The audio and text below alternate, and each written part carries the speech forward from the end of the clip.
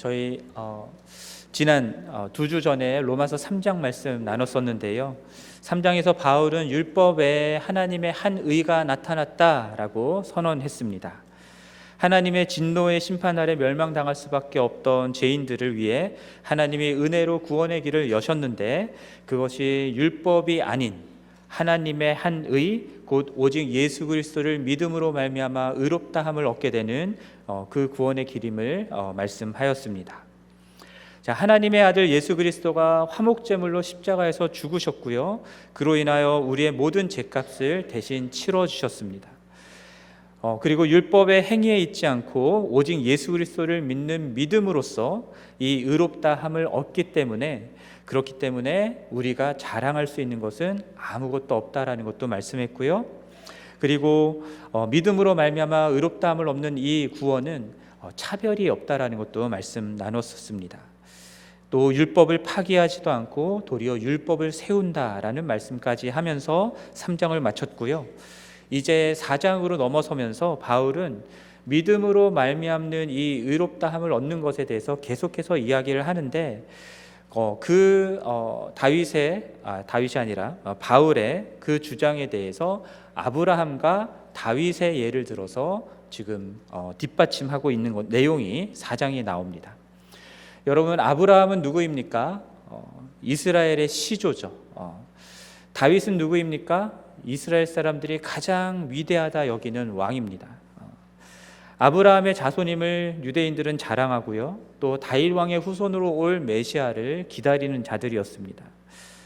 그런데 이들은 바울과 다르게 율법의 행위로 의롭다함을 얻는 그것을 주장했었죠. 그러한 유대인들에게 지금 그것이 아니라 믿음으로 말미암아 의롭게 된다라고 하는 이 진리를 말하고자 할 때 아브라함과 다윗의 말씀을 가지고 뒷받침을 하려고 하는 것입니다. 자, 2절 말씀 보면은 바울은 아브라함도 역시 행위로서 의롭다함을 받은 것이 아니라 믿음으로 의롭다함을 받았다라고 말씀합니다. 그렇기 때문에 아브라함 역시도 자랑할 것이 없다라고 말씀하죠. 그리고 3절 말씀에서도 창세기 15장 6절 말씀을 인용하면서 아브라함도 하나님을 믿었고 그것이 그에게 의로 여겨진 바 되었다라고 말씀합니다. 여러분, 하나님은 아브라함에게 고향과 친척과 아버지의 집을 떠나 하나님이 보여줄 땅으로 가라 말씀하셨고요, 하나님은 아브라함을 큰 민족을 이루게 하고 또 그의 이름을 창대하게 할 것이다라고 말씀하셨습니다. 그리고 그가 복이 될 것이다라고 말씀하셨죠. 그리고 그 복된 아브라함으로 말미암아 땅의 모든 족속이 복을 받게 될 것이다라고 말씀하셨습니다. 근데 여러분, 자식이 없는 아브라함이 큰 민족을 이룬다? 여러분, 이게 가능한 일이겠습니까? 아브라함도 그러한 이것이 불가능하다는 사실을 잘 알고 있었습니다. 그래서 하나님께서 이 약속을 언약으로 주실 때에 어떻게 이야기를 했었냐면, 아브라함의 집에서 기른 종 다메섹 사람 엘리에셋을 나의 산속자로 하겠습니다 라고 말을 했었죠. 그런데 하나님은요, 아브라함의 몸에서 날 자가 상속자가 될 것이다 라고 약속을 다시 주십니다. 그리고는 아브라함을 이끌고 나가서 뭇별을 보여주시면서 이 하늘의 많은 뭇별들과 같이 너의 자손들이 많아질 것이다 라고 약속을 하셨어요. 아브라함은 그 약속의 말씀을 주신 하나님을 믿었습니다. 그리고 하나님께서는 그의 믿음을 의로 여기셨다라고 창세기 15장에서 말씀하고 있습니다. 무엇을 그의 의로 여겼다고요? 그 하나님을 믿는 믿음을 그의 의로 여기셨습니다. 오늘 보면 4절과 5절 말씀 보면은 여러분, 일을 하는 것과 비유해서 얘기를 하는데요, 여러분, 일을 하면 보수를 받습니다. 일을 한 것에 대해서는 정당한 대가가 주어져야 되죠. 그것을 우리들은 은혜로 여기지 않습니다. 하지만 믿음으로 의롭다 여김을 받는 것은 일을 하지도 않았고 그리고 경건하지도 않았던 죄인을 하나님이 의롭다 여겨주신 것이다 말씀하죠. 그래서 하나님의 은혜다라고 얘기하는 겁니다. 자, 이렇게 일한 것이 없이 하나님께 의로 여기심을 받는 이 사람의 복에 대해서 다윗 왕이 어떻게 이야기했는가를 또한 인용하면서 얘기하는데요. 그것이 오늘 본문 7절과 8절 말씀에 나옵니다. 불법이 사함을 받고 죄가 가리워짐을 받는 사람들이 복이 있다 하시고요, 주께서 그 죄를 인정하지 않을 사람이 복이 있다라고 다윗은 얘기했습니다. 이게 시편 32편에 나오는 내용인데요. 무엇을 잘해서가 아닙니다. 이 사람이 의로워서가 아닙니다. 그런데 하나님께서 그렇게 여겨주시는, 죄를 인정하지 않는 사람이 복이 있다라고 말하는 겁니다. 여러분, 운전하시다가 스피딩 티켓 끊어보신 적 있으십니까? 운전하시다가 걸려서 경찰이 잡아서 이렇게 갓길에 세워갖고 경찰이 다가오면은 또 티켓 끊겠다 이 생각 드시죠? 저도 몇 번 있는데요. 근데 티켓을 안 끊고 워닝만 주고 가면 여러분 기분이 어떻겠습니까? 오, 감사하다 이런 생각이 들겠죠. 티켓만 끊어도, 티켓을 안 주고 워닝만 줘도 이렇게 감사한데, 그런데 우리는 불법을 저지르고 하나님께 죄를 범했단 말이죠. 그것도 사형에 해당하는 죄를 범했단 말입니다. 그럼에도 불구하고 하나님께서 그 죄에 대해서 사해 주시고 죄를 가리워 주시고 죄를 인정하지 않겠다, 정죄하지 않겠다 말씀하시는 거예요. 복 받은 거죠. 은혜를 입은 겁니다. 그 복이 내 것이 되는, 그 은혜가 내 것이 되는 유일한 조건은 단 하나, 무엇입니까? 그 하나님을 믿는 겁니다. 그 은혜의 하나님을 믿을 때 그 믿음 때문에 우리를 의롭다 여겨주신다 말씀하시는 거예요. 제가 스피딩 티켓 말씀드렸는데 여러분, 경찰이 워닝만 주고 가려고 하는데 아니에요, 내가 잘못했어요, 내가 죗값을 치러야 돼요 하면서 경찰을 붙잡아가지고 여러분 티켓 값을 내시겠습니까? 그럴 리 없으시죠. 그냥 워닝 준다고 한 경찰의 말 믿고 그냥 가시면 됩니다. 물론 하나님은 경찰이 아니시니까 이것과 정확하게 맞아 떨어지는 건 아니지만 하나님께서 죄가 없다라고 인정해 주시면 그걸로 그냥 믿고 받아들이면 된다라는 것을 말씀드리려고 이 말씀 드렸습니다. 우리가 죄를 짓지 않으려고 막 선을 행하려고 내 공로로 내 노력을 막 기울여서 하나님께 내 죄값을 갚고자 노력하는 그런 거 하지 않아도 됩니다. 그저 오직 은혜의 하나님이 우리의 죄를 사해 주시고 가리워 주시고 더 이상 정죄하지 않으시겠다 하신 그 말씀을 믿으면, 그러면 우리는 의롭다 여겨지는 것입니다. 바울은 아브라함이 그렇게 믿음으로 의롭다함을 받은 것을 언제 받게 됐느냐라는 질문을 던지는데요. 언제 받은 겁니까? 10절 말씀에 나오는데요. 할례 시입니까? 무할례 시입니까? 할례를 받았을 때에 받은 겁니까? 할례를 받기 전에 받은 겁니까? 할례를 받기 전에 받은 것이죠. 할례는 하나님의 백성이자 유대인임을 표시하는 그런 종교적이고 문화적인 상징입니다.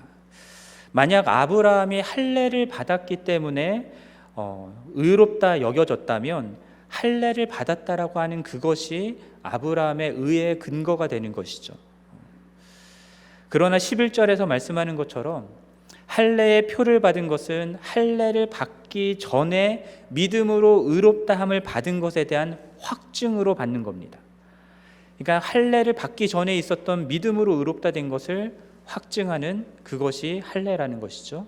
침례도 마찬가지입니다, 여러분. 저희들이 침례를 받는데, 그러나 침례를 받아서 구원을 받는 게 아니라, 의롭다 여겨지는 것이 아니라 이미 구원을 받고 의롭다 여겨졌기 때문에 그것을 확증하는 것으로 침례를 받는 것이죠. 그렇기 때문에 할례를 받아서 유대인이 되었다고 의롭게 되는 것 아니고요, 할례를 받았다라는 것이 우리의 의의 근거가 되는 것도 아닙니다. 마찬가지로 율법은 아브라함이 믿음으로 의롭다함을 받았다라고 말하는 시점으로부터 약 500년 후에 모세를 통해서 주어진 것입니다. 아브라함은 율법을 알지도 못했고요, 그 율법을 순종하지도 당연히 못했겠죠. 없었으니까. 그럼에도 불구하고 아브라함은 의롭다함을 받았단 말이죠. 어떻게요? 하나님을 믿음으로, 은혜로 받은 것입니다. 그렇기 때문에 할례를 받고 율법을 받은 유대인들만이 또 율법을 지켜 행하는 것으로 의롭다 여겨질 수가 없다라는 거예요. 할례를 받지 않고도 또 율법을 받지 않은 이방인들조차도 의롭다함을 받을 수 있는 복을 얻게 됐는데 무엇을 통해서? 믿음을 통해서, 그리고 주님의 은혜로 우리들에게 주어졌다라는 겁니다. 그래서 아브라함은요, 할례를 받고 율법을 받은 유대인들만의 조상이 아니다라는 거예요. 은혜의 하나님을 믿음으로 의롭다함을 받는 모든 자의 조상이 되었다라고 말씀합니다. 그러므로 14절에서 말씀하는 것처럼 율법에 속하여 율법을 지켜 행함으로만 의롭다함을 얻는다 주장했던 유대인들이 만약에 유대인들만이 그렇게 의롭다함을 받게 된다라면, 그러면 아브라함, 이스라엘의 시조인 아브라함에게 주어진 그 믿음으로 의롭다 했다라고 하는 그것은 다 헛것이 된다라는 거죠. 아브라함의 씨가 그의 상속자가 된다라고 약속하셨던 그 하나님의 약속도 다 파기가 된 것이다라고 이야기하고 있습니다. 따라서 오직 믿음으로 말미암아 의롭다함을 얻는 하나님의 은혜는 이스라엘에게만 제한된 것이 아니라 모든 민족에게 적용되는 것입니다. 그랬기 때문에 그 은혜가 율법에 속한 유대인들만이 아니라 지금 우리들 이방인인 한국인들에게까지 복음이 전해지고, 그리고 우리들도 믿음으로 구원을 얻을 수 있게 된 것입니다. 여러분, 이 은혜의 하나님을 믿으시죠? 이 하나님을 믿음으로 의롭다함을 받게 됐다라는 것도 믿으시죠? 그렇다면 우리가 조금 더 생각해 봐야 될 것이 있습니다. 도대체 하나님을 믿는다라는 것은 무엇인가? 라는 것입니다. 교회에 다니면서 믿음에 대해서 정말 많이 들었고요, 믿음으로 의롭게 된다라고 하는 말도 정말 많이 들었는데, 그럼 도대체 믿음이 무엇입니까? 라고 우리들이 대답을 하려고 할 때에 막연한 것들이 좀 있습니다. 그래서 16절까지 해서 지금 바울은 할례 또는 율법의 행위가 아닌 오직 믿음으로 말미암아 의롭게 된다 함을 그 아브라함과 다윗의 예를 통해서 지금 확증하면서 설명을 했는데요. 그리고 나서 17절 이후부터 25절까지 해서 아브라함이 하나님을 믿었다라는 것이 도대체 무엇인가라는 것을 아브라함의 예를 들어서 설명하고 있습니다. 그래서 아브라함을 통해서 우리가 믿음이라는 것에 대해서 오늘 한번 더 깊이 생각을 해보려고 합니다. 17절 말씀 여러분 보시면은 창세기 17장 4절 5절 말씀이 인용된 말씀인데요, 하나님은 아브라함에게 그가 여러 민족의 아버지가 될 것이다 라고 약속을 하십니다. 여러분, 아브라함의 본래 이름은 무엇이었습니까? 아브람이었죠. 아브람은 존귀한 아버지, 높은 아버지라는 그런 뜻입니다. 그런 아브람에게 하나님이 약속을 주시는데, 약속을 주시면서 이름도 바꾸시죠. 어떻게 이름을 바꾸냐면 많은 민족의 아버지 또는 열국의 아버지라는 이름의 아브라함으로 이름을 바꿔주십니다. 그리고 17절에서 아브라함이 믿었다라고 하는 것이 무엇인지를 분명하게 얘기하고 있는데요, 그가 믿은 것은 무엇이었냐? 죽은 자를 살리시며 없는 것을 있는 것으로 부르시는 하나님을 믿었다라고 말합니다. 여러분, 죽은 자를 살리는 것이 가능합니까? 죽은 자를 살리실 수 있으십니까, 여러분? 불가능하죠. 여러분, 아무것도 없는데 제가 여기 뭐 있다고 하면 믿으시겠습니까? 만약에 아무것도 없는데 제가 여기 뭐 있다라고 계속 얘기하면 제가 거짓말하는 것이 되죠. 그런데 하나님은요, 불가능한 것을, 우리에게 불가능한 것을 가능케 하시는 분이시고, 우리가 봤을 때는 없는 건데 있다 하시면 있게 하시는 분이다라는 것을 아브라함이 믿었다라는 겁니다. 아브라함에게는 자식이 없었죠. 아브라함에게 이 이름을, 아브라함이라는 이름을 주셨을 때, 그 언약을 맺을 때에도 아브라함에게는 자식이 없었습니다. 자식만 없었던 것이 아니라 그의 나이가 99세. 이 자리에도 90세 되신 분이 계시죠. 90세 넘으신 분이 계실 거예요. 그의 아내 사라는 89세. 그리고 실제로 19절에서 말하는 것처럼 이삭이 태어났을 때는 아브라함이 100세였고 사라가 90세였습니다. 그 나이에 자신의 몸이 죽은 것과 같았다라는 사실을 아브라함은 알고 있었어요. 사라의 태가 이미 죽은 것 같다라는 사실도 그가 알고 있었습니다. 이미 폐경이 됐은 지 오래됐거든요. 그러니까 인간적인 행위, 인간적인 노력, 인간적으로는 도저히 이 임신이라는 것이 불가능한 상태인 것을 아브라함은 잘 알고 있었어요. 그런데 하나님은 그런 아브라함이 열국의 아버지가 될 것이다라고 약속을 주시는 거예요. 여러분, 그러한 현실 속에서 하나님이 그렇게 약속을 하시면 믿으실 수 있겠습니까? 여러분, 여기 계신 분들 이제 하나님께서 약속의 자녀를 주실 거다라고 약속을 해주시면은 여러분 그걸 믿으시겠습니까? 연말에 내년 초에 아이를 낳게 될 것이다. 웃음이 나오죠. 왜 나옵니까? 안 믿기니까. 얼토당토 아는 말이니까. 아브라함도 인간적으로는 불가능하고 어떻게 이루어질지도 모르고 현실적으로 있을 수 없는 일이라는 사실을 잘 알고 있었지만, 그러나 18절에서 말씀하는 것처럼 그는 바랄 수 없는 중에 바라고 믿었습니다. 자신의 눈에 보이는 현실이 아니라 불가능한 것이 가능하다라고 말씀하시는 그 하나님을 믿었고요, 없는 것이 있다라고 말하면 있는 것이 되는 그 하나님을 믿었다라는 겁니다. 여러분, 우리들의 눈앞에 현실 속에서 살아갑니다. 여러분, 현실을 바라볼 때 여러분 우리들의 머리는 항상 복잡해지죠. 왜 복잡해집니까? 현실은 항상 커 보이고 그 현실 속에서 내가 원하는 것들을 이루며 살아가려면은 여러 가지 것들을 고려하면서 뭔가를 해야 되잖아요. 내 능력 한계 안에서 어떻게든 최선의 능력을 끌어내서 이것들을 이루고자 노력해야 되니까 우리들이 계속 머리를 굴리게 됩니다. 때로 내게 없는 능력이 있다면 다른 사람에게, 그 능력을 가진 사람에게 가서 도와달라고 요청하기도 하고요. 그렇게 내 능력과 내 행위 안에서 내가 바라고 원하는 것들을 이루려고 하는 것이 현실을 살아가는 우리들의 모습이에요. 모든 사람들의 모습입니다. 근데 이 모든 것들이 다 누구의 컨트롤 안에 있는 겁니까? 내 컨트롤 안에 있는 거죠. 내가 할 수 있는 능력 안에서 내 모든 것들을 동원해서 하려고 하는 거니까요.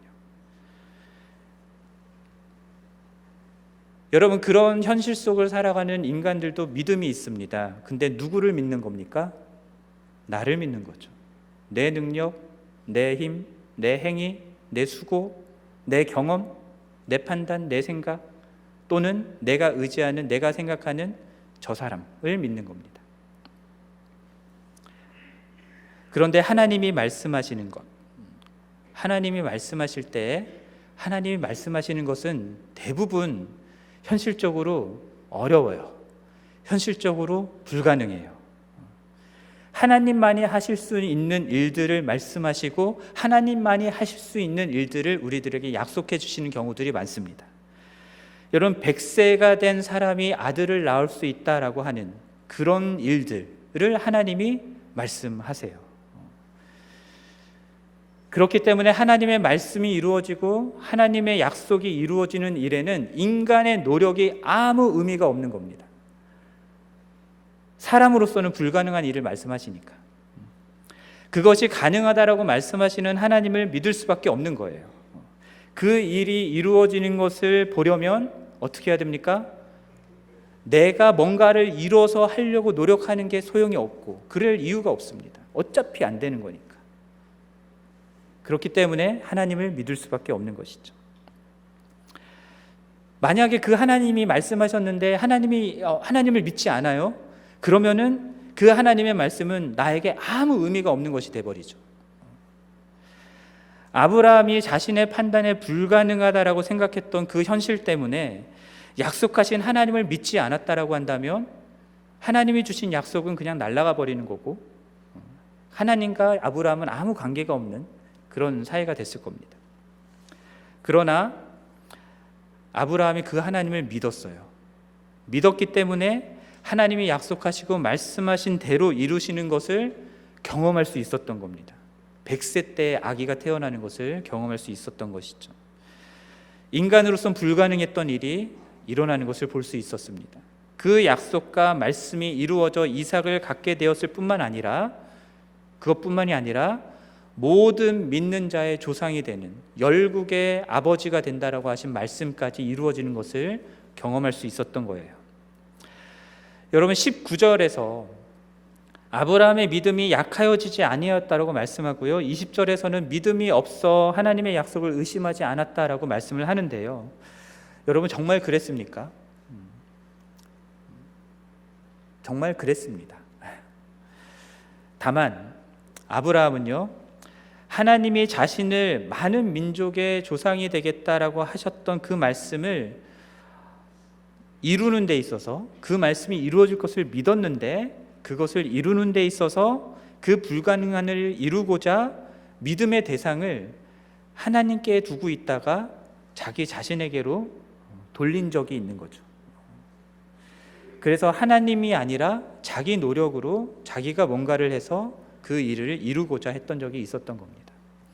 창세기 16장에 나오는 이야기죠. 하나님의 약속을 받기는 했는데 여전히 아들이 없자 어떻게 합니까? 사라가 아브라함에게 자기의 종을 통해서 아기를 낳자라고 이야기를 합니다. 그래서 하갈을 첩으로 주게 되고요, 하갈에게서 이스마엘을 낳게 됩니다. 근데 여러분, 성경을 잘 보면요, 하나님께서 아브라함에게 약속을 주실 때요, 아브라함의 몸에서 날 자가 상속자가 될 것이다 라고 말씀을 하셨는데, 사라에게 날 자가 상속자가 될 것이다 라는 말씀을 하지는 않으셨거든요. 나중에 말씀하셨어요. 그러니까는 자신의 판단에 현실적인 방법들을 고안할 수 있었을 것 같습니다.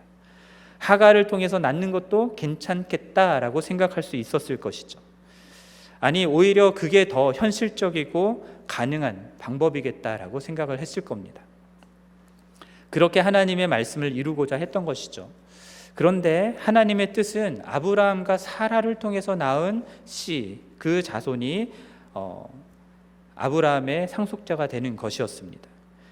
그래서 그 실수를 범한 아브라함에게 하나님이 다시 한번 약속을 주시는 내용이 창세기 17장에 나오는 거예요. 그리고 그 약속을 주시면서 이름을 바꿔주신 것도 창세기 17장에 나오는 내용입니다. 하나님은 여전히 그의 믿음을 의로 여기셨어요. 그리고 도저히 불가능한 그 일을 약속하신 하나님을 아브라함이 믿는다 했을 때 아브라함이 아니라 하나님이 결국은 그 일을 이루시게 됩니다.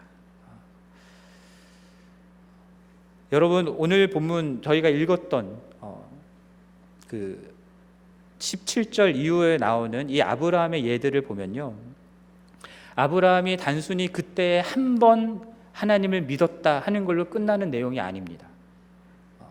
아브라함이 그때 처음 약속을 받았던 이후로 그가 100세 때 아기를 낳을 때까지, 아니면 죽을 때까지 계속해서 그 하나님을 믿는 믿음으로 살았다는 내용이 나와 있습니다. 저는 이것을 보면서 믿음이 무엇인가라는 것들을 생각해 보게 되는데요, 믿음은 자라는 거예요. 믿음은 커져가고 깊어지는 겁니다. 여러분, 아브라함이 이 하나님과 하나님의 말씀을 믿었을 때에 이 믿음이, 아브라함의 믿음이 어디까지 자랐을까, 이것을 잘 보여주는 게 창세기 22장에 나오는 사건입니다. 하나님이 아브라함을 시험하시기로 하셨어요. 그에게 너의 아들, 너의 사랑하는 독자 이삭을 데리고 모리아 땅으로 가서 내가 내게 일러준 산, 거기서 그를 번제로 드리라 라고 말씀을 하십니다. 여러분, 하나님이 이 번제로 드리라라고 아브라함에게 얘기했을 때에 이거는 시험이야 라고 말하지 않으셨어요. 그냥 번제로 드리라라고 말씀하셨죠. 그러면 여러분 어떻겠습니까? 마음에 갈등이 생기고 망설이게 되고 불안하고 초조하게 되고 어떻게 해야 될까 밤새 고민을 했을 텐데, 그런데 이상하게도 성경은 아브라함이 밤새 어떻게 했는지에 대한 이야기를 하지 않습니다. 다만 그가 다음 날 아침에 일찍 일어나서 짐을 챙기고 모리아 산으로 아들과 함께 떠났다라는 것을 말씀합니다. 그리고 이삭과 함께 산에 올랐고 제단을 쌓고 나무를 버려놓고 이삭을 묶어서 제단에 올려놓고 잡아 죽이려고 했다라고 얘기했어요. 여러분, 이삭을 제단에 올려놓고 죽이려고 칼을 들었을 때, 그때 아브라함이 무슨 생각을 했겠습니까? 자, 이때쯤이면 하나님이 나를 멈춰야 되는데 그래서 이삭이 죽지 않게 해야 되는데, 이런 생각을 했을까요? 저는 그렇게 생각하진 않습니다. 만약에 아브라함이 그런 생각으로 칼을 들고 있었다면 하나님이 다급하게 아브라함아 아브라함아 부르지 않았을 거예요. 아브라함이 아들 독자까지도 아끼지 아니하였구나라는 말씀을 하지도 않았을 겁니다. 아브라함이 하나님을 경외하는 줄 이제 알겠다라는 말씀도 하지 않았을 거예요. 아브라함은 진짜로 이삭을 죽이려고 했던 겁니다. 왜냐? 하나님이 말씀하셨으니까. 근데 그 순간에도 하나님의 약속이 이루어질 것을 믿었던 거예요. 어떤 약속이요? 이 이삭을 통해서 많은 민족들이 나오게 될 것이다라고 말씀하셨던 그 약속의 말씀을 믿었던 겁니다. 그래서 11절 말씀을 보면요, 하나님이 약속하신 대로 비록 자신이 이삭을 번제로 바친다 하더라도 그를 다시 살리실 것을 믿었다라고 히브리서 11장에서 말씀하고 있는 겁니다. 그리고 오늘 본문 20절 후반부와 21절에서 말씀하는 것처럼 그의 믿음이 견고하여져서 하나님께 영광을 돌리며 약속하신 그것을 또한 능히 이루실 줄을 믿었던 것이죠. 심지어 내가 번제로 이 이삭을 죽여서 드린다 하더라도 하나님께서 이 이삭을 통하여 이 많은 민족을 이루게 하시겠다 하신 약속을 이룰 것을 아브라함은 믿었다라는 겁니다. 아브라함의 믿음이 거기까지 자란 거예요. 이렇게 아브라함이 하나님을, 그의 말씀을 믿고 확신하는 것을 그의 의로 여기셨습니다.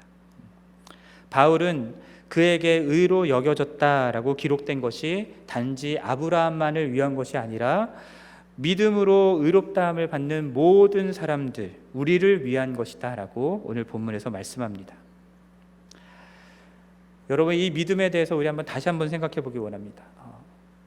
여러분, 아브라함의 믿음을 생각하면서 의롭게 된다라고 하는 것도 우리가 다시 한번 생각을 해볼게요. 여러분, 로마서에서 성경에서 하나님은 이 세상에 의인이 있다라고 말씀하십니까? 없다라고 말씀하십니까? 단 한 사람도 없다라고 말씀하십니다. 죄인인 인간에게 하나님께서 요구하시는 의의 수준은 너무 높아서 어느 인간도 거기에 도달할 수가 없습니다. 어느 인간도 율법의 행위를 통해서 그 무엇으로도 그 하나님의 요구를 만족시킬 수가 없는 것이죠. 진노의 심판 아래 멸망당할 수밖에 없는 것이 우리 인간들이다라는 것이 로마서 3장까지 해서 말했던 내용들이잖아요. 불가능한 겁니다. 인간이 의롭게 된다라는 거 우리의 능력으로 불가능한 겁니다. 어떠한 수고로도 불가능한 겁니다. 그런데 24절과 25절 말씀 보면 하나님이 예수를 죽은 자 가운데서 살리신 그 하나님을 믿을 때 우리를 의롭다 여겨주신다 말씀하시는 거예요. 예수는 우리의 죄값을 속량하기 위하여 십자가에 내어줌이 되었고, 그리고 죄와 사망의 권세로부터 우리를 건져내시기 위해서, 우리를 의롭다 하기 위해서 부활하셨다라고 말씀합니다. 그 하나님께서 예수 그리스도 통하여 하셨던 그 일을 믿는 자들에게 하나님께서는 구원을 베푸시고 의롭다함을 주신다라는 거예요. 인간의 능력으로 이룰 수 있는 것이 아니기에 하나님께서 모든 것을 하신 것입니다. 그러면 그래요. 그런 하나님을 믿습니다. 그런 예수 그리스도를 믿습니다. 해서 거기서 우리의 믿음의 역할이 끝나느냐? 그게 아니다라는 거죠. 아브라함을 보셨잖아요, 여러분. 오직 의인은 믿음으로 말미암아 살리라 라고 하신 말씀이 그리스도인은 믿음으로 의롭다함을 받는 것으로 끝난다, 그걸 얘기하는 게 아니라 그렇게 시작된 믿음으로 끝까지 가야 된다라는 걸 말씀하는 겁니다. 믿음으로 시작해서 믿음으로 끝나는 것이 그리스도인의 삶이다라는 것이죠. 하나님이 예수 그리스도를 통하여서 행하신 그 일들을 믿음으로 의롭다함을 얻고 하나님의 자녀가 된 그리스도인들은 그의 평생에, 그 믿음이 시작되는 순간부터 그의 평생에 하나님 앞에 설 때까지 오직 하나님을 믿는 믿음, 하나님께서 하신 말씀을 믿는 믿음으로 살아가는 자들이다라는 겁니다. 아브라함처럼 눈앞에 보이는 불가능한 현실에도 불구하고 내 생각과 내 판단, 내 노력과 내 행위로 절대로 이룰 수 없는, 현실적으로 불가능해 보이는 그 하나님의 말씀이 이루어지기를 믿음으로 살아가면서 믿음이 점점 자라나가는 삶이 그리스도인의 삶이다라는 거예요. 그렇게 될 때에 아브라함에게 말씀하셨던 것처럼 하나님이 너가 나를 경외하는 줄 알겠다라고 인정받게 된다라는 겁니다. 여러분, 하나님 믿으십니까? 예수 그리스도를 믿어 구원을 받으셨습니까? 아멘.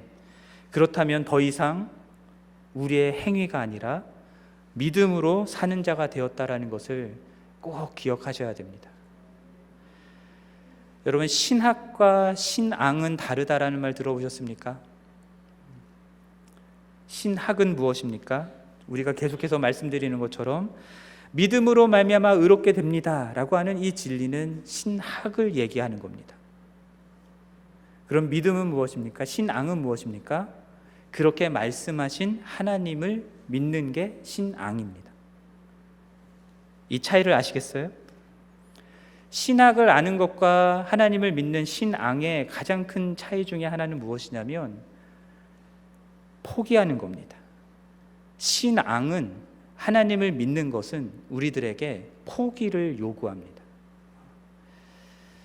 여러분, 하나님에 관해서 지식적으로 아는 것에서는 우리가 믿음이 필요 없습니다. 그냥 아는 거니까. 그리고 단순히 아는 것 때문에 여러분들의 삶을 걸 이유도 없습니다. 여러분, 지구가 돈다라는 거 아십니까? 지금도 지구가 돌고 있다라는 거 아십니까? 그것 때문에 여러분 삶을 거십니까? 안 걸죠. 그것 때문에 여러분 삶을 뭔가를 포기하십니까? 안 포기하죠. 그냥 아는 지식이기 때문에 그렇습니다. 하지만 하나님을 믿는다라는 것은 불가능한 현실 속에서 하나님의 말씀이 이루어질 것을 믿어야 하기 때문에 우리의 생각, 우리의 판단, 우리의 행위, 우리의 노력, 우리의 수고, 우리의 경험, 이런 것들을 내려놓는 것을 요구할 때가 있습니다. 때로는 우리의 삶을 걸라고 주님께서 요구하실 때도 있습니다. 그래서 하나님을 믿고 살아가는 그리스도인의 삶은 우리의 삶을 걸어야 하는 모험이라고 얘기할 수 있습니다. 다시 아브라함의 예를 생각해 보면, 아브라함은요, 고향을 떠나서 하나님이 지시할 땅으로 가라고 하신 하나님의 말씀에 자신의 삶을 걸었습니다. 여러분, 하나님께서 어디로 가라 말씀하실 때 여기서 살고 있는 모든 것들을 정리해서 가야 되잖아요. 이거를 포기하지 않으면 갈 수가 없잖아요. 아브라함은 열국의 아버지가 될 것이다라고 약속하셨던 그 약속의 말씀을 믿었기 때문에 불가능한 현실에도 불구하고 100세가 될 때까지 그 말씀이 이루어지기를 기다릴 수 있었던 것입니다. 아브라함은 하나님이 약속하신 것을 지킬 것을 믿었기 때문에 100세에 낳은 그 귀한 아들을 번제로 바치고자 했던 것입니다. 믿음에는, 하나님의 말씀을 지키는 데에는 무언가를 포기하는 것이 따라오게 마련입니다. 우리가 신앙생활을 한다고 할 때에 신학을 아는 차원이 아니라 하나님을 믿는 것이라 말씀드렸습니다. 내가 생각하는 현실적인 구원의 길 포기해야 됩니다. 내 공로, 내 노력, 내 자격, 내 행위 내려놔야 됩니다. 하나님이 행하신 은혜로 믿음으로 말미암는 구원을 받아들여야 되는 것이죠. 그것을 받아들이려면 내 것을 내려놔야 됩니다. 현실적으로는 불가능하고 지금 내 눈에는 없는 것 같지만 하나님이 말씀하셨기 때문에 그것이 가능하다라고 믿고 그것이 있다라고 받아들이는 것, 그것이 믿음이다라는 것이죠. 그러므로 여러분, 우리들이 신앙생활을 하고 있습니까? 신학생활을 하고 있습니까? 신앙생활이죠. 그렇다면 여러분들이 그 하나님을 믿기 때문에 무엇을 포기하고 있는지, 그 하나님의 말씀이 이루어지기 위해서 여러분의 삶 가운데 무엇을 걸고 있는지를 한번 생각해 보실 수 있었으면 좋겠습니다. 잠깐 제 얘기를 드리자면 제가 3살 때부터 교회를 다녔습니다. 만 3살 때부터 누나들 손잡고 교회를 다녔습니다. 저희 부모님은 더 나중에 교회를 다니셨고요. 비교적 어린 나이에 하나님께서 저를 찾아오셨습니다. 만 5살 때. 그분을 믿으며 살아가는 삶이 만 5살 때 시작된 거예요. 교회는 3살 때 다녔지만. 하나님이 예수 그리스도를 죽은 자 가운데서 살리시고 그를 믿는 자를 의롭다 하셨던 그런 신학적인 지식이 있을 나이는 아니지만, 그러나 하나님께서 제 삶 속에 들어오셨고 그 하나님이 진짜라는 사실을 믿을 수 있었습니다. 그렇게 구원받은 하나님의 자녀로서 교회에서 믿음 좋은 아이로 인정받으며 자랐어요. 여러 번 말씀드렸지만 예배 열심히 참석했고요. 기도회 참석하고 수련회 참석하고, 제가 가끔 기도회를 빠지면 강현창 사람 됐네라는 말이 나올 정도로 열심히 기도회를 나갔었고요. 봉사활동도 참여하고 성경도 열심히 읽고 큐티도 열심히 하고, 시키지 않아도 큐티하고, 기도도 누구보다 크게. 전에 한 번은 제 후배가 기도회에 들어왔는데 누가 마이크에다가 대고 소리를 지르고 있어가지고 누군가에서 봤는데 그냥 제가 마이크 대는 게 아니라 저 구석탱이에서 소리 지르면서 기도하고 있었다고 하더라고요. 그만큼 크게 기도했던 아이였습니다. 그런데 그렇게 열심히 기도회 생활했던, 그렇게 신앙생활했던 것들을 제가 나중에 돌아보니까 그것들은요 다 제 삶의 컨트롤 안에서 할 수 있었던 것들이에요. 굳이 내 것에 어떤 것들을 포기하지 않아도, 내려놓지 않아도 그냥 기꺼이 내가 좋으니까 할 수 있는 것들이었습니다. 그런데 그렇게 하면서도 교회 생활 열심히 하니까 믿음 좋다라는 얘기를 계속 들을 수 있었던 것이죠. 그런데 나이가 들어가면서 하나님을 더 많이 알아가게 되고 그렇게 되면서 하나님이요 단순히 교회 생활 열심히 할 때 차원이 아니라 더 큰 믿음을 요구하시는 때가 오더라고요. 그리고 그 요구 앞에 섰을 때에 내가 진짜 하나님을 믿느냐 아니냐가 드러나더라고요. 그 중에 하나님께서 저희가 하셨던 가장 큰 요구는 전에도 말씀드린 적이 있지만, 그러니까 시편 20장 20편 7절 말씀처럼 어떤 사람은 병거, 어떤 사람은 말을 의지하거니와 우리는 여호와 우리 하나님의 이름을 자랑하리로다 하셨던 이 말씀처럼, 내 눈에 보이고 내 판단에 가장 현실적으로 가능해 보이는 방법들, 그런 것들을 의지하지 말고 하나님 의지하면서 기다리라는 요구였습니다. 하나님의 나라와 하나님의 의를 먼저 구하면 어떻게 됩니까? 하나님께서 이 모든 것을 다 너에게 더하시리라 약속하셨던 그 말씀을 믿고, 재정이 아니라, 사람이 아니라, 먹고 사는 문제, 진로의 문제, 모든 것들을 다 하나님만 의지해서 살라는 요구였습니다.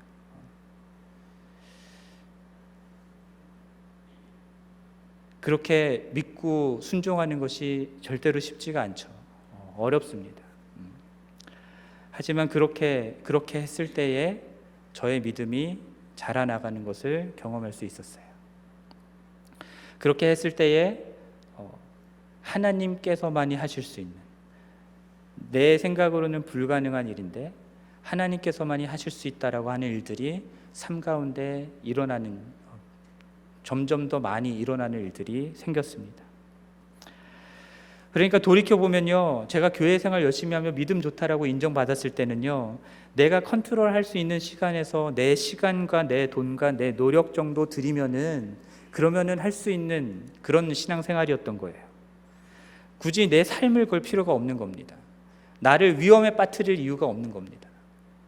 그런데 하나님께서 요구하시는 것은 이제 네 컨트롤 자체를 내려놓고 하나님을 믿는 삶을 살라는 것이죠.